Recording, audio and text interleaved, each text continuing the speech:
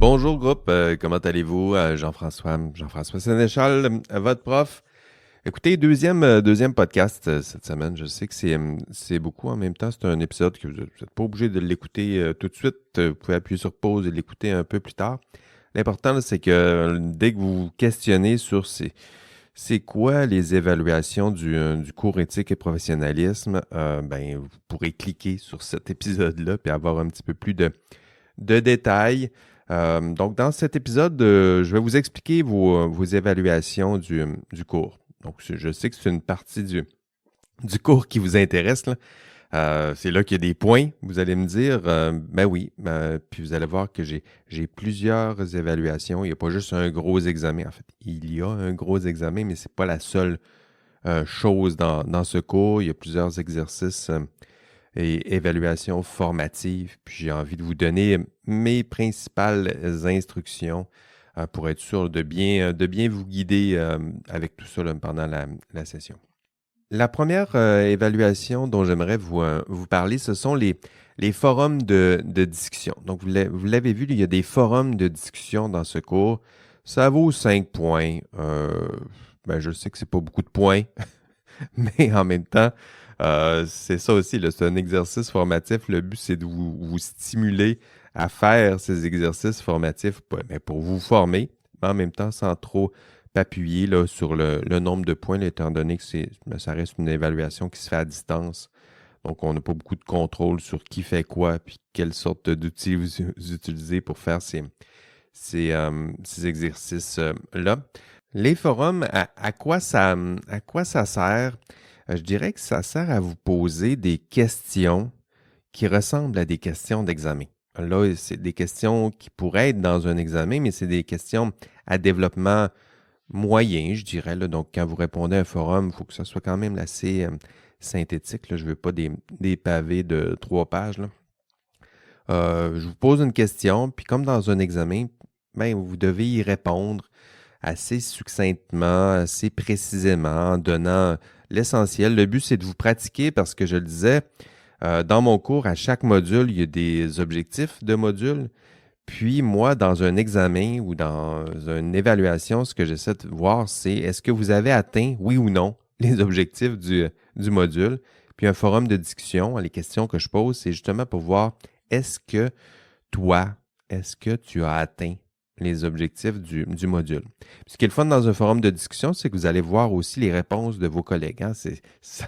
C'est quelque chose c'est un privilège auquel on n'a pas droit dans un examen en classe là, sous surveillance, regarder la copie du collègue. Bien là, les forums, c'est un peu ça. Là. Je vous pose des questions. Les questions ciblent des objectifs du module.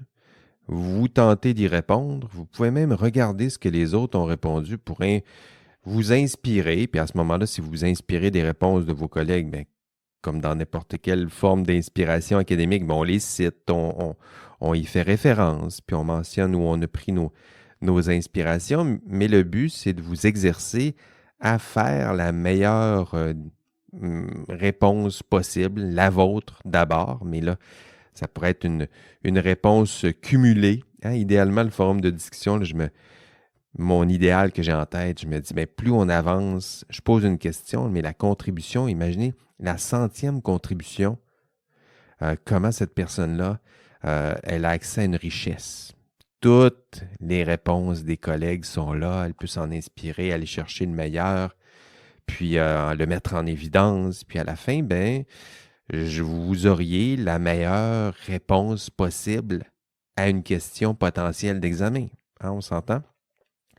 Voilà à quoi ça pourrait servir, ces forums. Vous vous exercez personnellement et collectivement à répondre à une question qui, elle, cible un objectif de module. Et là, je vous dis ça, puis je suis conscient que l'outil qu'est le forum, c'est pas le meilleur outil là, de l'ENA. J'arrête pas de le dire au service des technologies de l'information ici à l'Université Laval. C'est-à-dire que je trouve que l'outil, n'importe quel forum, si vous allez sur Reddit, là, qui est peut-être le site, le plus grand site de forum, où ben moi je me sers de Discord. D'ailleurs, il faudra peut-être que je fasse transiger là, si les services des TI le font pas assez vite. Là, je pense que je vais transiger un jour vers Discord. Là, parce que sur ce genre de forum-là, les meilleures réponses sont en haut. Puis il y a toujours une façon de promouvoir une réponse avec des thumbs up puis des plus 1. Puis pour que je me mette à la place de l'étudiant 125 qui arrive sur le forum, là. Pour lui, c'est juste un gros pavé de texte en ordre chronologique. C'est tout sauf un forum. Donc, j'aimerais ça que ça soit mieux organisé là, en fonction de la pertinence. Mais voilà, c'est l'outil qu'on a. Je m'en excuse à l'avance s'il a ce genre d'imperfection, mais en même temps, je pense qu'on peut s'en servir. Puis ça va dépendre de vous là, pour en faire quelque chose qui est utile pour vous, là. Je pense que c'est ça que vous devez garder en tête quand vous participez au forum. Si je suis le 125e, je peux répondre à la question posée par le prof. Puis c'est bien, je m'exerce, je suis seul, puis moi je vais vous lire, mais personne d'autre va vous lire. Je pense que si vous faites toutefois l'effort de regarder ce que les autres ont écrit sur les forums, de résumer, de synthétiser, de mettre un résumé avec des points de forme, un tableau, une illustration, quelque chose pour rendre le tout plus simple pour vos collègues. À ce moment-là, votre contribution, elle sera plus utile, pertinente et efficace. Et moi, je vais tenter de valoriser aussi ce genre de contribution-là. Je vous rappelle, sur les forums, vous devez intervenir un minimum de 5 fois. Moi, je vais lire tout. Je lis tout. Je corrige tout. Puis, mais je vais garder vos 5 meilleures, je dirais, contributions au forum. Je vais essayer aussi de publier une note provisoire, là, peut-être autour de la mi-session, là, à mi-parcours. Je vais publier une note pour vous aider à savoir où vous en êtes là, dans votre progression à propos de cette évaluation particulière. Puis, c'est quoi une bonne contribution au forum? Je le disais, le nombre de vos interventions, le rythme de vos interventions, la constance, la qualité de vos interventions. Si c'est juste j'écris, puis c'est n'importe quoi, c'est juste mon opinion, puis je m'appuie sur pas grand-chose, sinon ce que je pense, puis mon instinct, c'est ça.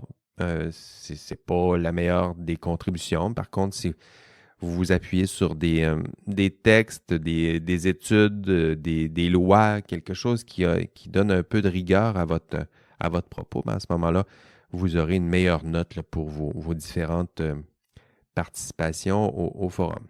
Donc, proposez-moi de belles réponses aux questions posées dans les forums.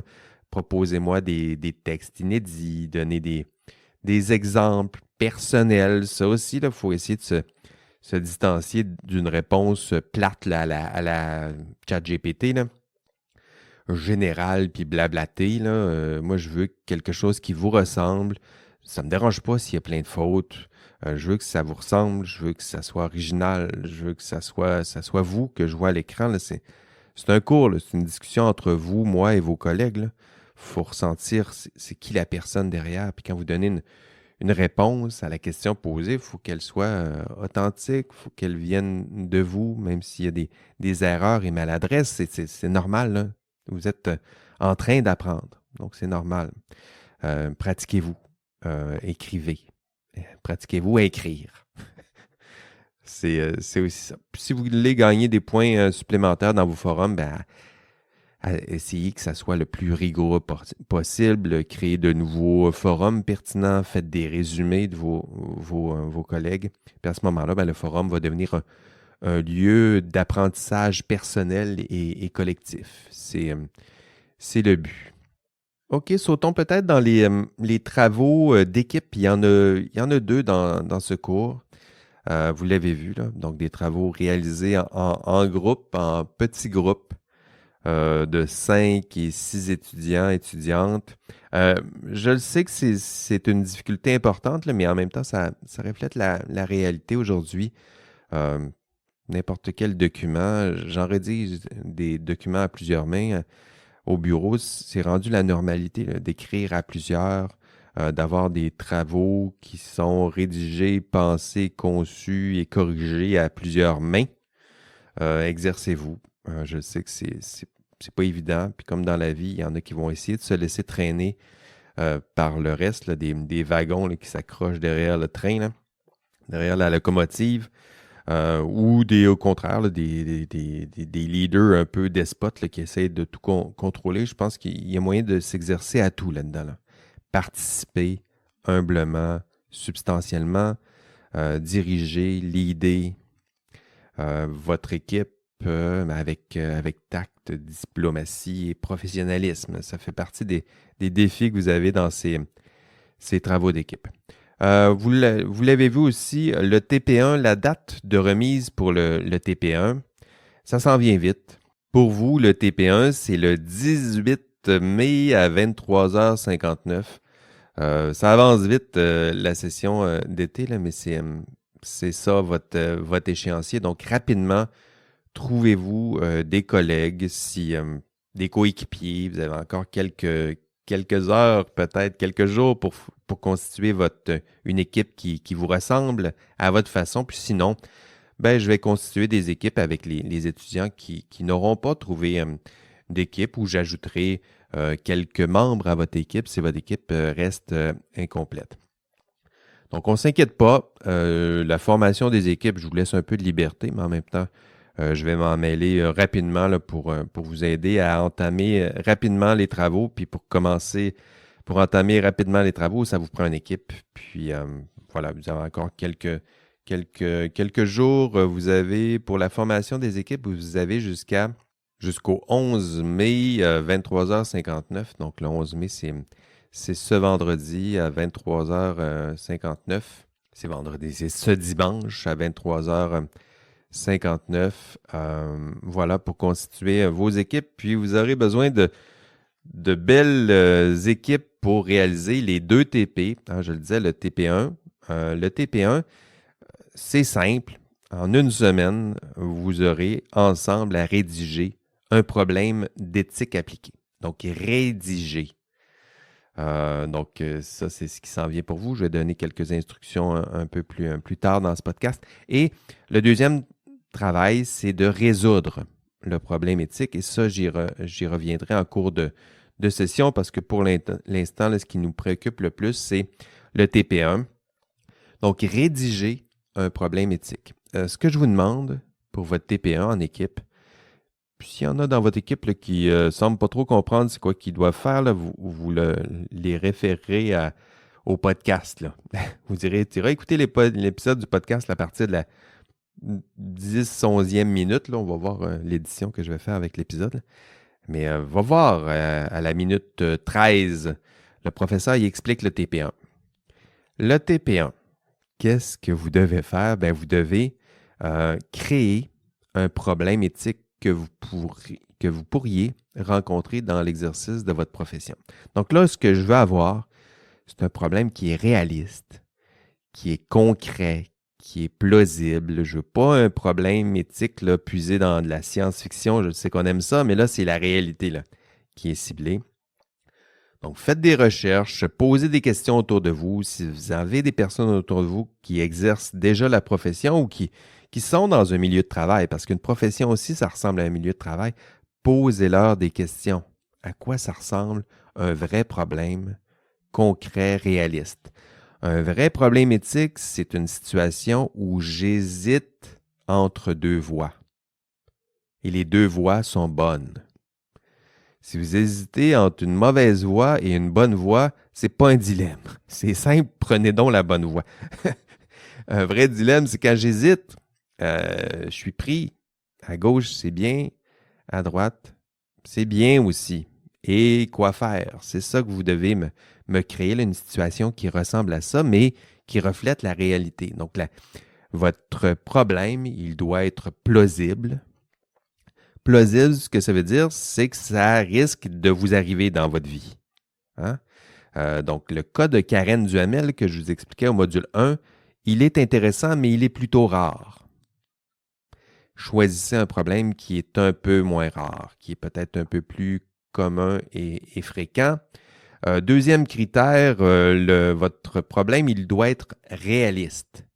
Donc, il doit refléter la réalité de votre profession. Donc là, c'est le moment de me donner des détails techniques, de vrais noms d'employeurs avec un vrai site Internet là, pour être sûr qu'on s'y sent. Là. Puis c'est vrai, avec un vrai contexte de travail réaliste. Mentionner des vraies compagnies, une vraie ville, des vrais outils techniques. Là. Il faut faire comme si vous y étiez vraiment. Hein? Ça aidera à donner du réalisme à votre problème. Donc, un problème qui est plausible, qui est réaliste.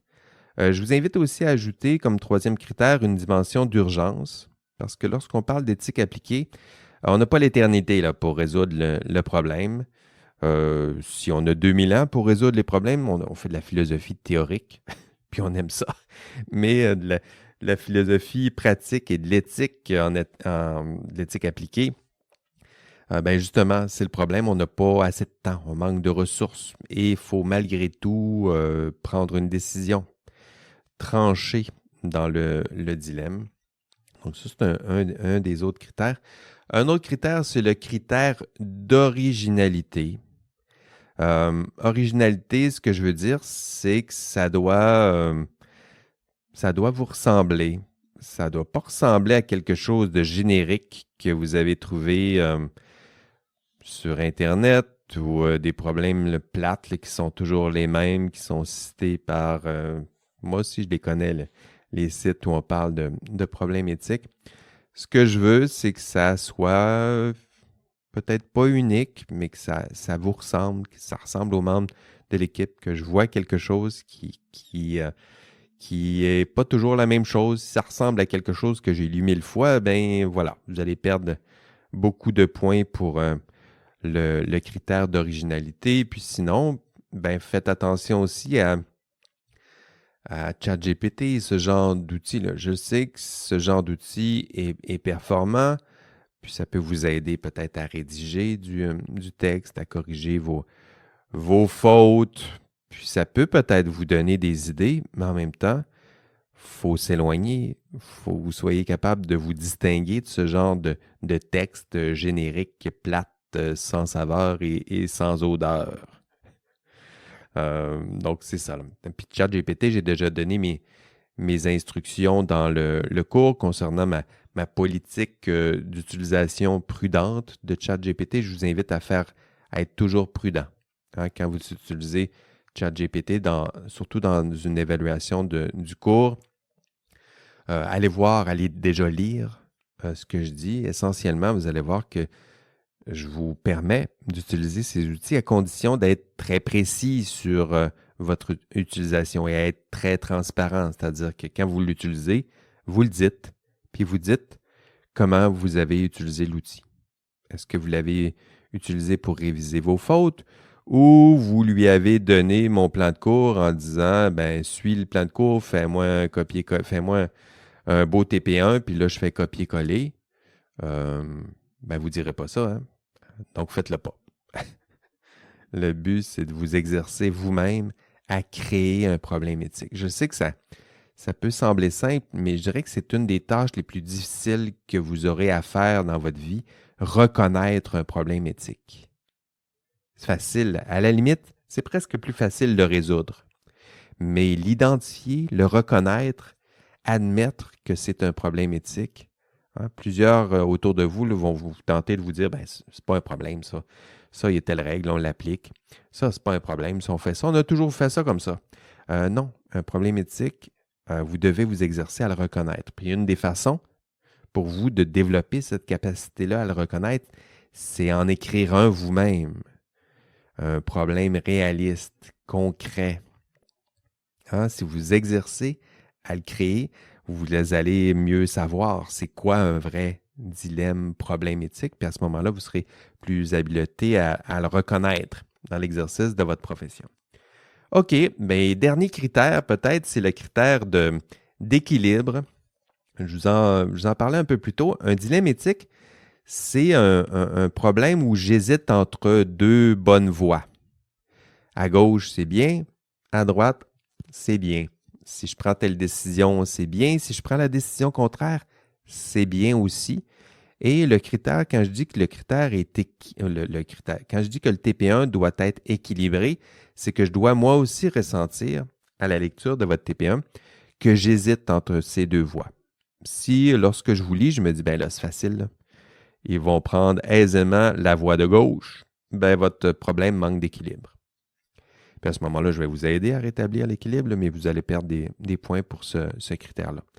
Donc, c'est une tâche difficile que je vous demande parce que vous allez voir que si vous réussissez à créer un vrai beau dilemme bien équilibré, vous allez accroître votre difficulté à le résoudre, qui là arrivera dans le TP2. Mais c'est normal, ça fait partie du défi. Me créer un vrai beau problème éthique difficile à résoudre, c'est le TP1. Et ensuite, le résoudre dans le TP2, c'est ce qui vous attend. Donc, TP1, je me contente déjà de vous résumer votre TP1. Le TP1, ce que vous devez faire, vous devez concevoir un vrai problème éthique réaliste, plausible, concret. Puis je vous le dis, ça se peut que ça soit plus difficile parce que si vous n'avez pas assez d'expérience du terrain, vous allez me concevoir un problème éthique qui n'existe pas, qui n'est pas réaliste, qui n'est pas concret. Donc, consultez vos collègues, n'importe qui a plus d'expérience que vous, là. Je le vois dans le cours, il y en a plusieurs qui sont dans un processus d'accession à la profession, là. Consultez-les, eux autres. Ils ont souvent une grande expertise, expérience du terrain. Ce seront de précieux alliés. C'est ça que je veux voir, là, des vrais problèmes éthiques concrets, réalistes. Des problèmes que vous risquez fort de rencontrer dès que vous allez sortir des bancs d'école. Sinon, quelques mots sur le TP2. Le TP2, il vaut 25 points. Vous allez le voir, le TP2, il est beaucoup plus long, mais parce que vous n'êtes pas encore rendu au TP2, je vais pas en dire trop. Je vais peut-être publier un épisode qui viendra plus tard dans la session là, où je ferai comme ça. Là, je vous donnerai mes principales instructions concernant ce TP2. Sinon, en vous disant, encore une fois, que le TP2, ce sera de résoudre votre TP1. Je vais vous donner une grille d'analyse. Je vais vous montrer. Je vais vous instruire. Je vais vous donner une belle grille d'analyse qui s'appelle la grille d'analyse d'un problème éthique de Georges A. Legault. Cette grille va vous aider à justement analyser votre TP1. Puis dans le TP2, je vais vous demander aussi de me formuler, de me rédiger un vrai rapport décisionnel pour m'expliquer ultimement c'est quoi la décision que vous avez prise. C'est quoi vos arguments. Ça s'en vient. Ce sera dans le TP2. Le TP1, concevoir un problème éthique. Le TP2, résoudre un problème éthique. Sinon, les autres évaluations du cours éthique et professionnalisme, ce sont des examens. Vous le savez, vous avez 2 examens dans ce cours. Un examen autour de la mi-session. Donc, à la semaine 6, je pense, pour vous, il y a un examen. C'est un examen qui va se donner à distance. Vous allez le faire d'où vous êtes. Pour vous, la période d'examen, ce sera du 3 juin au 8 juin. Donc, presque une semaine pour passer à travers cet examen de mi-session. C'est un examen qui se fait à distance, d'où vous le souhaitez. C'est un examen qui va être divisé en 5 parties. Chaque partie, vous allez avoir 45 minutes pour compléter cette partie d'examen. C'est un peu stressant, là, 45 minutes, mais en même temps, je m'arrange pour que vous ayez assez de temps. Là. Habituellement, c'est une partie d'examen, vous pouvez la faire en peut-être 30 minutes. Donc, ça va se faire pendant une période de 6 à 7 jours. Puisque ce sera à distance, vous allez avoir accès à tout, même ChatGPT. Mais là, il va falloir le dire, puis il va falloir être précis sur votre utilisation si vous le faites. Mais en même temps, c'est un examen moi je le vois comme un examen de pratique à l'examen final. Donc, assurez-vous de bien faire les choses parce que à l'examen final, vous n'aurez rien d'autre que vous et votre votre crayon et votre cerveau. Mais pour l'examen de mi-session, je pense que c'est une pratique au sens où vous n'avez jamais fait un examen d'éthique dans un cours d'éthique. Faut vous donner un petit peu un aperçu, là. Je pense que ça va réduire le stress avec l'examen final. Là, vous allez faire l'examen à distance. Vous allez même avoir le droit de le faire à deux. J'ai prévu là, une formule mariage. Vous pouvez faire l'examen avec une autre personne. Je ne veux pas que l'examen, ça se fasse à 22 à la cafétéria du Vachon, là. Je veux que ça se fasse maximum en équipe de deux. Encore une fois, là, c'est pour réduire le stress de tout ça, vous montrer ce à quoi ça ressemble, un examen dans un cours d'éthique, puis en même temps, essayer de valider déjà quelques-uns de vos apprentissages. Puis attention, hein, je parlais de ChatGPT, tout le contenu intellectuel doit être le vôtre. Même si vous faites l'examen à deux, même si vous faites l'examen avec ChatGPT, ça doit être vos propres idées. Vous pouvez vous faire accompagner, mais la rédaction finale, là, quand vous écrivez, c'est vous. ChatGPT peut vous aider à la traduction peut-être, à la rédaction un peu, mais à la fin, là, c'est vous que je veux voir encore une fois dans cet examen de mi-session. Puis, faites attention, là, parce que moi, une façon de détecter s'il y a une utilisation abusive, je dirais, de ChatGPT, c'est regarder votre réponse à un examen de mi-session, puis regarder votre réponse à un examen de fin de session, puis comparer les deux. Parce que l'examen de fin de session, vous n'allez pas avoir ChatGPT. Si vous l'avez utilisé, puis vous ne l'avez pas mentionné, ça risque d'être évident là, à la fin lorsque je vais examiner votre examen de fin de session.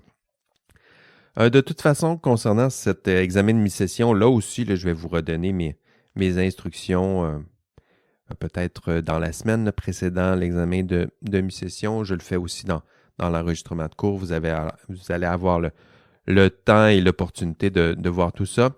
Sinon, quelques mots aussi sur l'examen final. L'examen final, vous allez le voir, là, c'est un examen qui va se faire de façon assez classique en classe. Il vaut 40%. Je sais que c'est beaucoup, mais dans un cours qui se donne, surtout cet été, là, uniquement à distance, moi, ça me prend un lieu, un moment pour valider que l'étudiant qui est inscrit à mon cours, est capable de me démontrer dans un examen sur table qu'il a atteint minimalement les objectifs de ce cours. Hein? Donc, si vous n'avez pas 50% à votre examen de fin de session, vous allez non seulement échouer cet examen, mais ce cours. Donc, je vous rassure, là, l'examen, il n'est pas fait pour faire échouer un étudiant, une étudiante qui a bien fait et tout étudié, là, mais plutôt un examen qui aurait tout mal fait, tout croche, puis qui essayerait de passer maladroitement à travers le cours sans avoir les apprentissages requis. Donc, l'examen final, ça se fera en classe pour vous. Je vous rappelle que votre examen final, il est prévu le 15 juillet. C'est en soirée de 18h30 à 20h30. Ça va durer 2 heures en classe. Et le matériel permis, c'est rien. Rien, encore une fois, sauf vous, votre intelligence et un crayon, consultation interdite, pas de cellulaire, rien. D'où l'importance là, de vous pratiquer tout au long de la session, que ce soit dans les forums, dans les questionnaires, dans l'examen de mi-session. Pratiquez-vous, parce qu'à la fin, il faudra être bon. Voilà, ce sont vos évaluations pour le cours éthique et professionnalisme. Ajoutons peut-être, oui, les questionnaires, j'en ai parlé un peu. Les questionnaires, c'est des questionnaires qui se font individuellement, ça vaut 10 points. Vous allez le voir là, à la fin de chaque module, ou presque.